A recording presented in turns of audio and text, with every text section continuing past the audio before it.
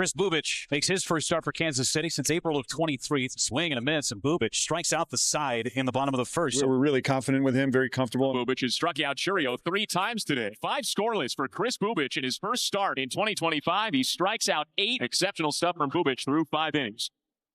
Kris Bubic hadn't won a start since 2022. Goes to Milwaukee, dominates. He joins us now on the National Pregame Show. Dan and I have been big fans of yours for a while. We just love the way you look on the mound and your demeanor and the way you attack guys. Kris, congratulations on that start. I'm sure it had to be an emotional thing for you when that game was over to get a W as a starter for the first time since 2022.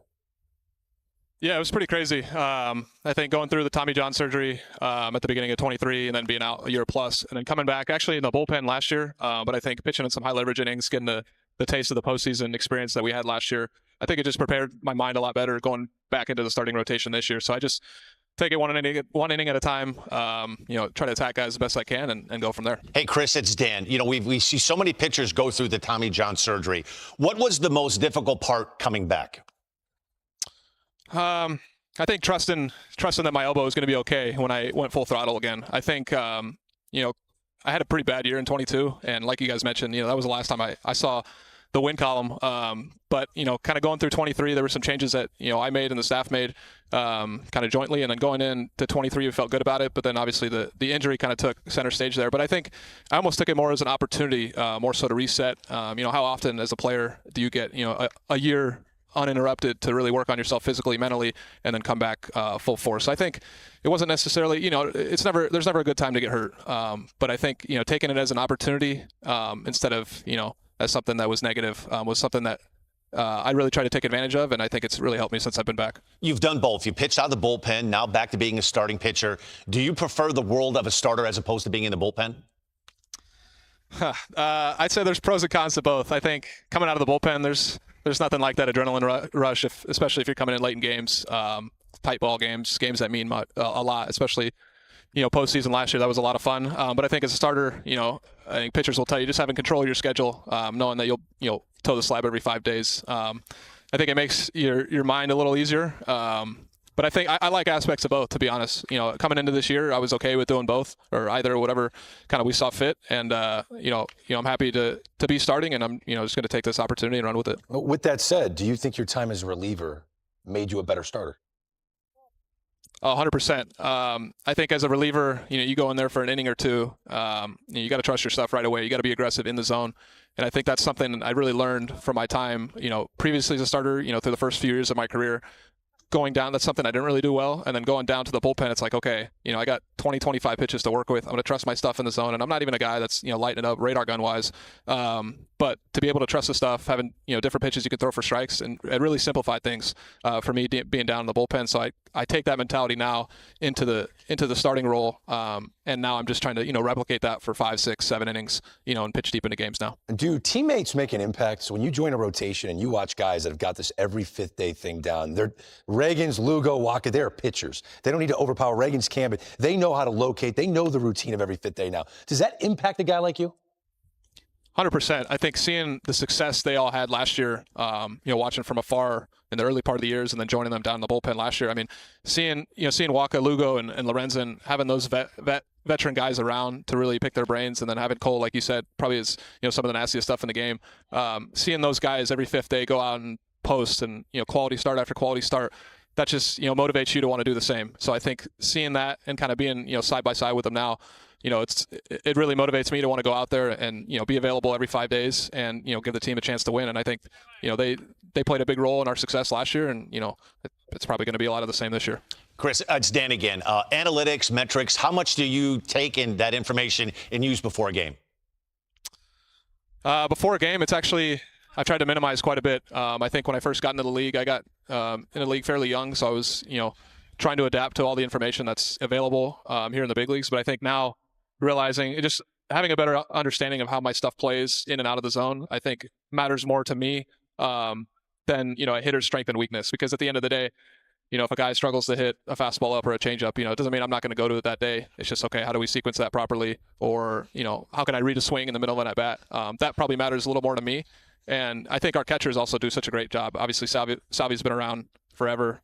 Freddie, for me, and our second catcher has been tremendous defensively as well. So those guys, make it easy not just me, but the rest of our pitching staff when they're on the mound and, can call great games back there. Well, this interview's been easy for us because you and Dan have a special connection. Is that right, Kris? What is that? That's right. We do share Croatian heritage. Oh, so, wow. Yeah. Are you fluent at all in Croatian? Do you know, like if somebody say, if you were walking, say, how are you, Kakosi? And you say, dobro fine. Dobro hvala, yeah. Kakosi, yeah. Okay. I'll tell you what, I'm going to help you be a hit at the Christmas this year at the Bubic household. I can help you. I could sing Silent Night in Croatian. So First off, do you know how to sing Silent Night in Croatian?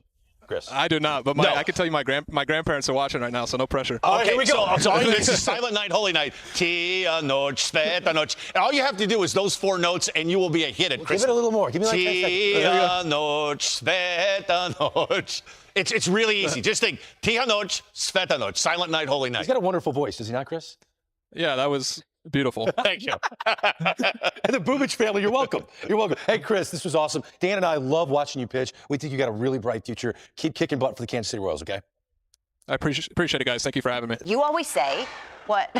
No, it's just mind-blowing. Like, and to see him, we had spring training with the San Francisco Giants. This is I don't see him going away after this. He wants 300 wins. He wants 300 I think wins. he's going to get it, and I think he's committed to it, the way he kind of was walking around. And we always look at the box score. We always look at the scores and stats. And you say you can't tell. If someone likes each other, if the team likes each other, it matters.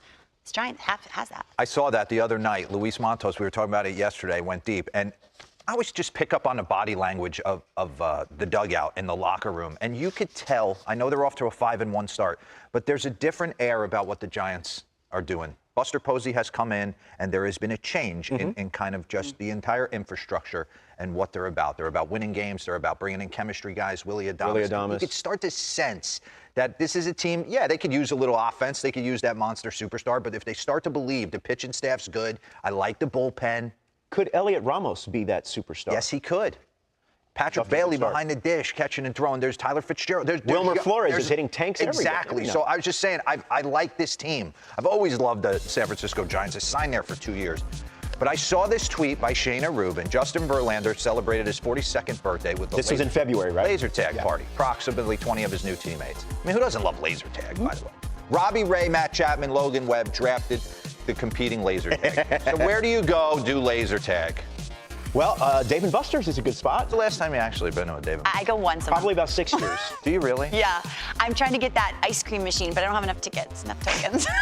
So they went to Bob & Buster's. So exactly, they went to Bob & Buster's, and Matt Chapman was seen playing Papa Shop with no shirt on. Guy's absolutely yoked. He's 7th among MLB position players in WAR since the start of 2024. I'd pay the price of a ticket just to watch this guy take ground balls, and he leads third baseman in DRS since the start of 2018. Sneaky great game. Skee ball. Everyone's I'm on a skee ball champion. Yeah. Okay? And that's what you do. You try and get as many tickets as possible when you sign the largest contract in San Francisco Giants history. 7 years, 182. They got the human crane. So you kind of reach in for the Those are a scam. That's a scam? Yes. You reach in for the stuffed animal? They used to call me the human crane. Yeah, exactly. I think they called Jung Ho Lee the human crane because he's back out in center field patrolling. Want to play whack-a-mole? Yes, early who part of the doesn't? season? You know who's playing whack-a-mole to opposing pitchers? Elliot Ramos. Elliot Ramos. And Wilmer Flores, by the way, is still doing it. 4 homers, 10 RBIs, 773 slug in 6 games this season. Now, if you want to have a beer, play some pool. This guy's so good, man. God, he's good. You got to have dead aim, corner pocket. Why'd you put him in an LL Bean fleece? That's Brendan put him in that. High stock, that's what they gave us. Logan Webb, I'm sorry, but you're shooting billiards. And then the laser tag that's off around the corner. There he is, 42-year-old Justin Verlander. 3-time Cy Young Award winner, 262 career wins. 5 innings pitched, 2 runs in his first start against the Reds on Saturday. And I like what he saw. He was 94 to 96 the entire spring. If he's got that kind of pop on his heater, he's going to be fine. And playing video games over in the corner, who's got video game stuff when he's on the Jordan mound? Hicks, man. Jordan Hicks. He was painting at 100 the other night. He was absolutely dominant. Wipe out. Look at that sweeper right there from number 12. Getting after it, this rotation. And I put Robbie Ray in a photo booth because he's sneaky good looking. All right, he's got the pearly whites, tight pants. Tight pants. He shaves that beard to perfection. He takes pride in how he looks out on the mound, so he gets the photo booth. And he went perfect through 5 innings in his 2025 debut, and we all know he won the AL Cy Young in 2021. So Buster and Bob opened up a little fun house. On the side. It's on the great. side. All their free time. That is a lot. That establishment's very fun. You have onion rings and you're playing video games, and in 20 Lots of minutes you've sticks. spent $900. It's so true. It's great. Also, I was in San Francisco last week at the home opener tonight. Why is it always 40 degrees? You know, I fell for that banana when I signed there. Oh, it's California. No, it's not. Exactly. No, it's not. I thought it was just like that in April, and then May, and then June rolled around, and I remember turning to Pat Burrell. I'm like, what? So it's always cold. It's always going to stay Do you like think Verlander takes laser tag way too seriously? Like the guy that's like he's in Call of Duty? this? Yeah. You know that guy. You know who you are.